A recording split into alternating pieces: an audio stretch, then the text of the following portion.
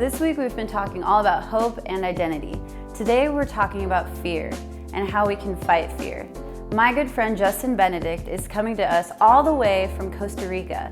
Fun fact about Justin, he used to be a lead singer for a Christian rock band. Today is the last day to get in on these daily giveaways to win some starbs or a new t-shirt and enter to win the grand prize, the Mavic Mini drone. So don't forget to look for the giveaway clues and send us a DM or shoot us a text at the end. All you guys gotta do is watch some videos and you get to win some really cool prizes.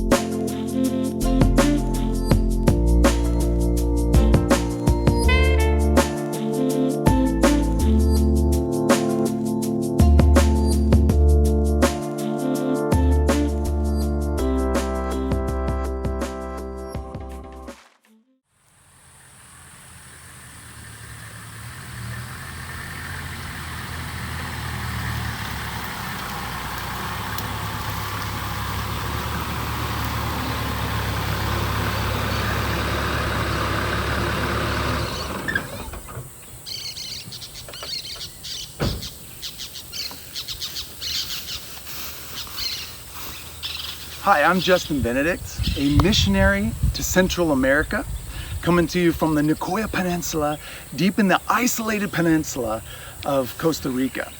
And today I would like to take an opportunity to speak to you about fear, which is something that we know very well. I live here with my family. I have 9 kids. Yes, that sounds crazy already. Some of you are already afraid. But we moved here because of something that we believed in, and that is to move forward and overcome those things in our life that are obstacles. And sometimes it takes overcoming those things to make an impact in life to accomplish what you feel led to accomplish. So today, as we look at fear, we're going to look at 4 points. We're going to look at what is fear. That's number 1. Number 2, identifying your fear. Number 3, acknowledging your fear. And number 4 is overcoming your fear. So already you've spoke about hope and identity. And if you don't have either of those, right away that could lead to fear, because if you don't have something to hope for, then you're just wandering out there. Same thing with identity. If you don't have identity and knowing who you are, which is a struggle. Sometimes we're all searching for who we are, what we're supposed to do, all those things. But you know what? It's going to be okay. It's going to all come together. I was the same way. I didn't know what I was going to do with my life. I actually didn't know what I was going to do with college. When I was studying in college, I didn't know what exactly I wanted to study. But now I'm on the greatest adventure of my life because I have not allowed fear to control my life. I was someone who actually didn't even like to be in front of people. So to stand here and do this video is even a challenge for me, and I'm actually kind of afraid. But I will overcome it because I want to have this opportunity to hang out with you and speak about these things. So first thing I would like to do is just share about how we came to Costa Rica. So the first thing to understand is I didn't always live this kind of life. I was in a Christian rock band, and we traveled internationally playing with most of the Christian international rock bands today. I had the opportunity to stand in front of 70,000 people and go into deep lockdown prisons, to stand face to face with murderers and play music for them. And they're like, why would you do this? And it was because I cared about other people and other people's lives. I wanted to see other people who, just because their path has led to somewhere super difficult, and it may have landed them somewhere that they don't want to be, them to know that there are people that care about them. And you see, in our lives, when we look outside of ourselves and we go, you know what, I can go above and beyond what I think I can do. That's what the Marines and Army and everyone that is trained to control their mind to be able to accomplish what they need to accomplish to have this success has to do. And so today, the only reason that we are here in Costa Rica is because we are willing to overcome the fear. When we knew that we are called to be missionaries, we were believing that that is where we were being led, that we said, you know what, I'm willing to do it, but it's going to require us to sell everything. Selling everything, that's not easy. Again, another fear, to be without. But you know what? We're like, you know what? There's more to this life. And so we were willing, imagine this, to put everything we own out in front of our house. Can you imagine putting everything you own? Picture your family, your couches, your beds, everything right in front of your house. And then going, okay, hopefully all this sells quickly. Do you know what? After 3 hours, I put some estate sales out. 3 hours. There were so many people that everything sold. Now that sounds like a fairy tale, but it is the truth. We believed wholeheartedly, we didn't let fear control us, and we moved on to do what we felt that we were supposed to do. Now, I had never been to Central America, but I had traveled to many other countries. And in doing this, I began to see the great need. And so we knew that this is where we are supposed to go and what we are supposed to do. So we made that step. We sold everything. We moved to this country, Costa Rica, not speaking any Spanish, but we did it because we wanted to reach outside of ourselves to make an impact. And now we've seen thousands of lives impacted. Now, if we were to let fear control our lives, we wouldn't accomplish anything. In the same way in your life, if you let fear control your life, you won't accomplish anything. And it becomes more and more difficult, especially if it's a fear that holds on and it begins to control your mind and everything else about you. So today, we're going to focus on those 4 points. What is fear? Again, number 2, identifying your fear. 3, acknowledge your fear. And 4, overcoming your fear. So number 1, we're going to look at first. What is fear? So other than if there's a giant bear coming out of the woods, you going this way. Now that's a fear that will save your life. But being afraid of someone or something because of the negative effect it may have on you.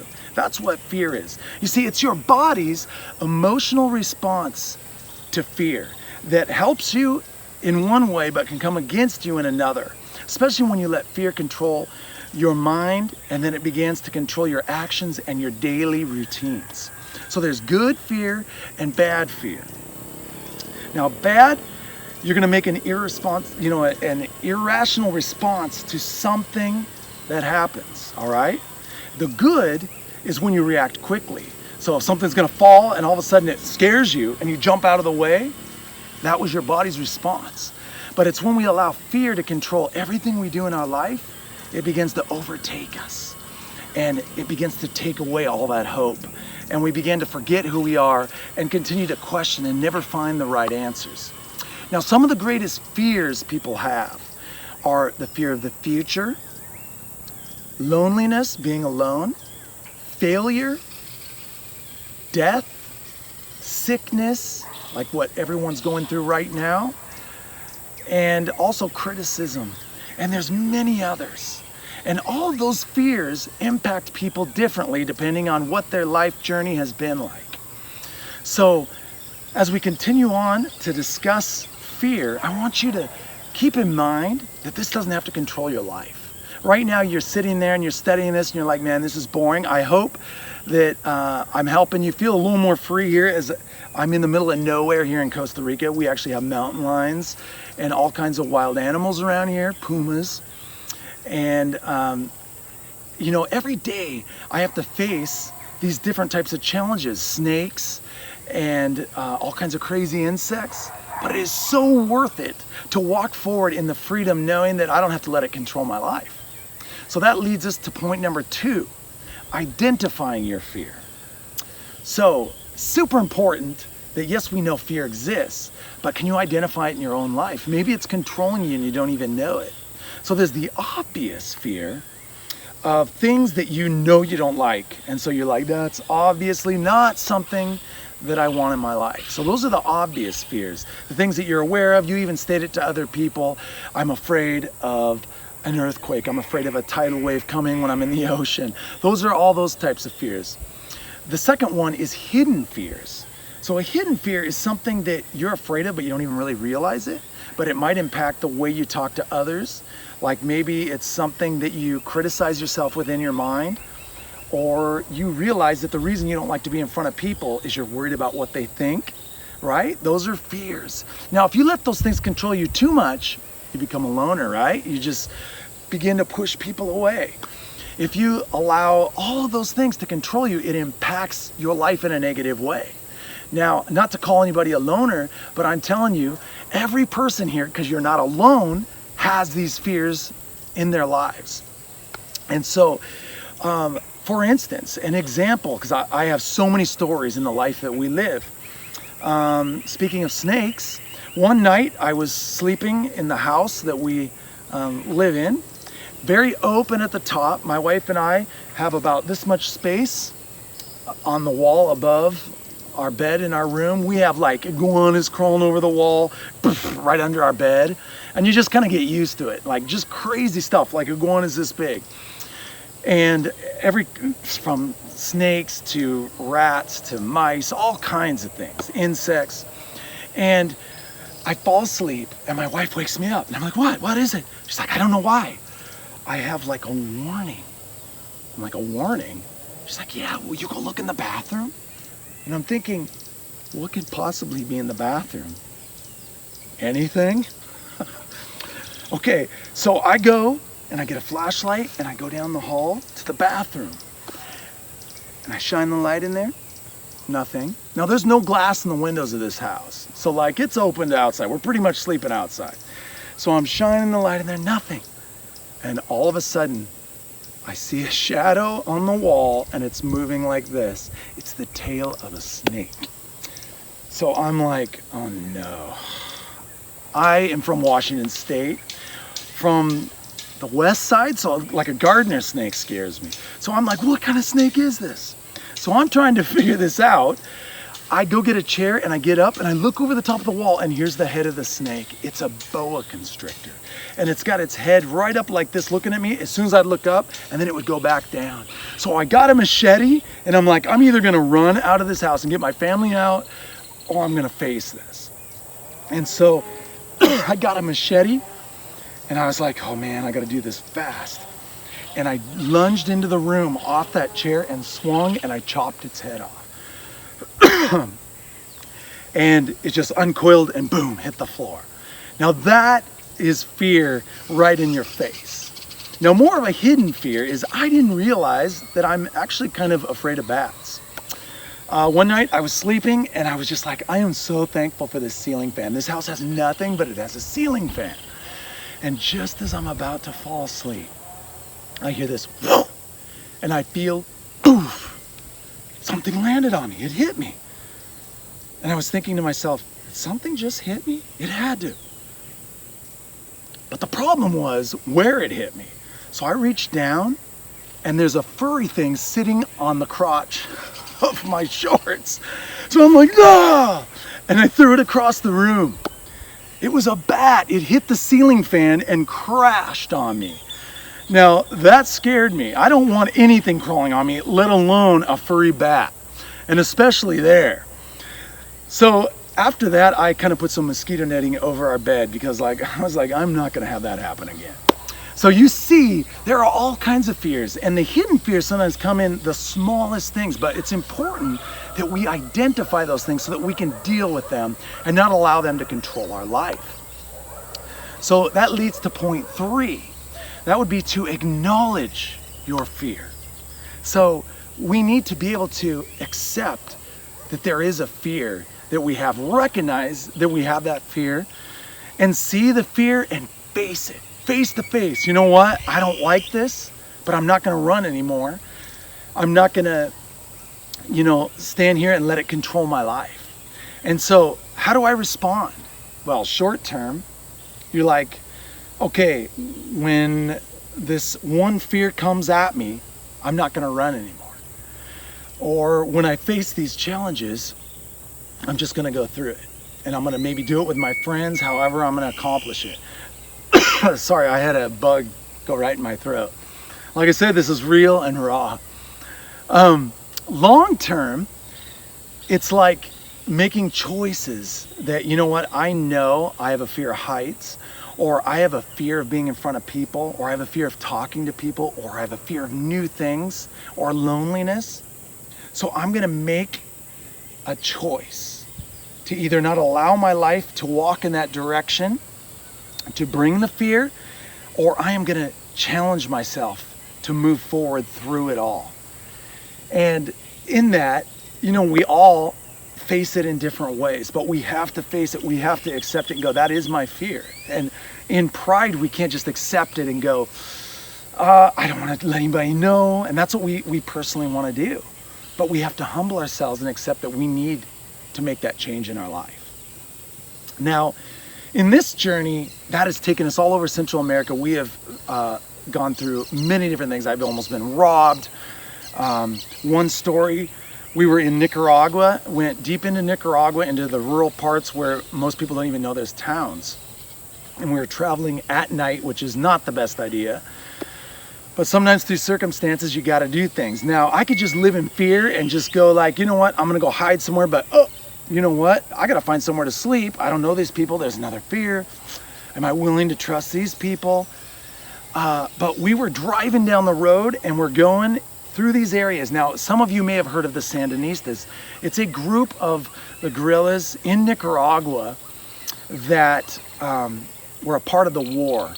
And that group, whether many believe it or not, still exists, and they're in the most rural Caribbean side of Nicaragua. So we're driving in those areas, and I had been warned before of what to look for. They dress like military, but they are not military. And they're out to kill, rob, rape, and do many other bad things. And so these guys carry some serious weapons. And that night we were driving, and I saw up ahead, it's a roadblock. I'm like looking, there's like no other way to go. So this road is in the middle of nowhere. The last town we saw was like 3 hours back. We're in the middle of nowhere. There's jungle on both sides. We're traveling along. The headlights are facing us. These are big army trucks. They're all facing us, and there's no way I can see to get around them. The road is blocked. So as I'm coming up, I'm looking around, and my family's like, this is serious. And we're coming up, and I got to make a choice what I'm going to do. And as I'm approaching, all of a sudden this boldness comes over me. I'm like, you know what?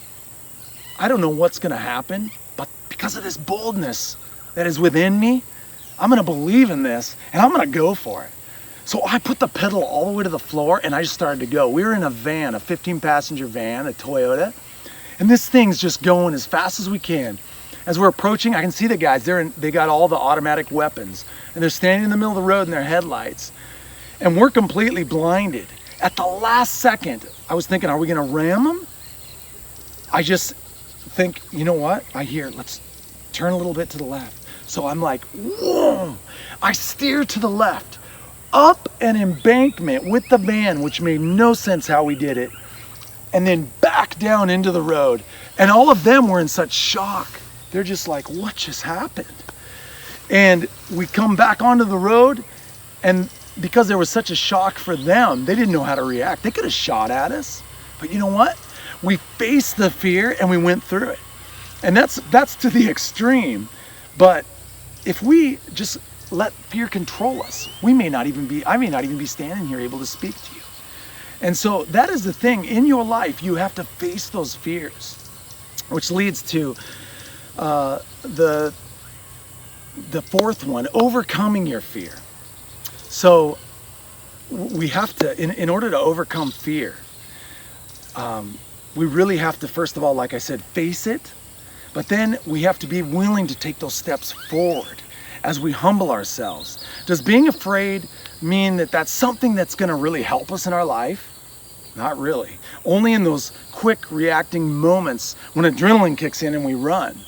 But the other moments, it's not really going to help us. So what good does it do to be afraid and running around in fear when we can say, you know what, I'm going to change my routine. I'm going to change the way I think of things a little at a time. And it comes with the help of others. So really, you can't do it on your own, but you have to be willing to believe that you can do it. Like things like suicide or giving up and depression, that's not the answer. That only leads to death. That doesn't help anyone. It hurts more people than you know. And so in that, if you want to be on an adventure where you know that life is not always going to be the best, but you know what? I'm going to take it as it is. That is the life that you can overcome anything with, especially if you trust others and you believe in yourself, because every person has been created for a purpose. Every person has a purpose. Everybody's different and unique, but every purpose that is in every person is to accomplish something. Some of the most successful people were the people who maybe went through childhood of people thinking, oh, they're strange, or they're alone all the time, isolated, they have no talents. Some of those people impacted the most lives, and some of the people with the greatest talents ended up impacting less lives. So that's why it's so important to not allow that to control your life, but to put your trust in other people and to be willing to move forward and getting your help from others. And in that, I have one final story I would like to share.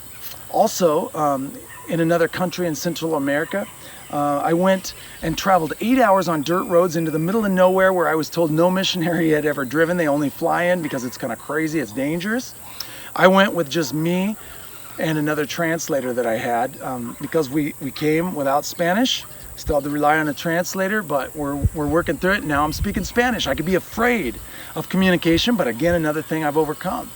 So I'm traveling these 8 hours on this dirt road into the middle of nowhere, and I get to this town called Ciuna.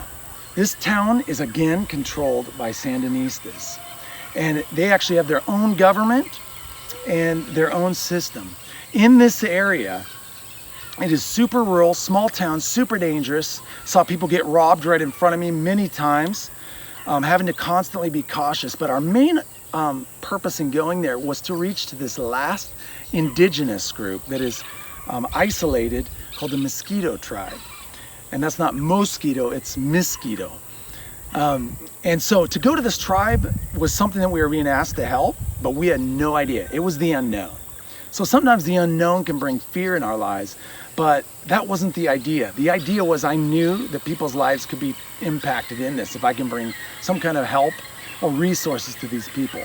So after hiking for many hours following this indigenous guy, we crossed 13 rivers, almost lost the translator down one of the rivers, get to this town. It was like something you'd see in a movie. You come out of these hills of this jungle into this huge valley with a bunch of huts. And we arrive and everyone scatters into their huts. I'm like, this isn't normal. I've been to many indigenous places. Not normal. Something's up. So we go in and we find one lady that would speak to us in one of the huts. And she said, you're not welcome here. Our leader is not here. If he was here, you would die right now. And so we're like, this is not good. And they're not going to listen to anything that we have to say. Plus, they're not open for help. They're like, we've got everything figured out. So we're like, okay, what do we do? So we get in this canoe that was as narrow as my hips. It was like a carved out log. Go up this next river, she led us. And we get out and we found the tribe and the people that were needing the help. And because we went there, we were continually able to not only encourage those people, but to help them with some different resources. And they were like, finally, someone has come. Now, if we walked and in this journey and went, you know what, fear is the control of my life, I would have never been able to have that experience or deal with that.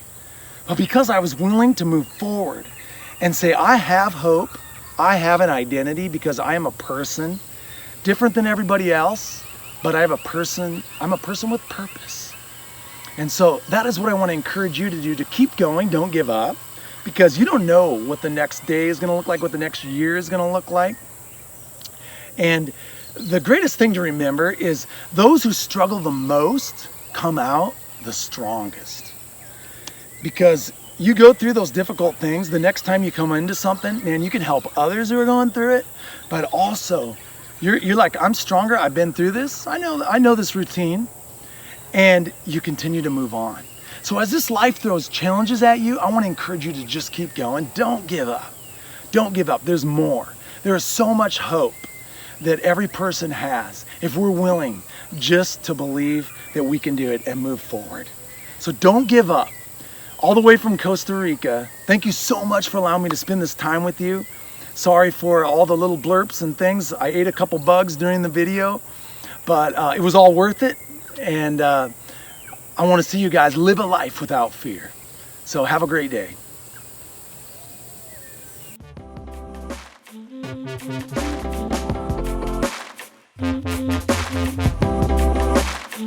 you.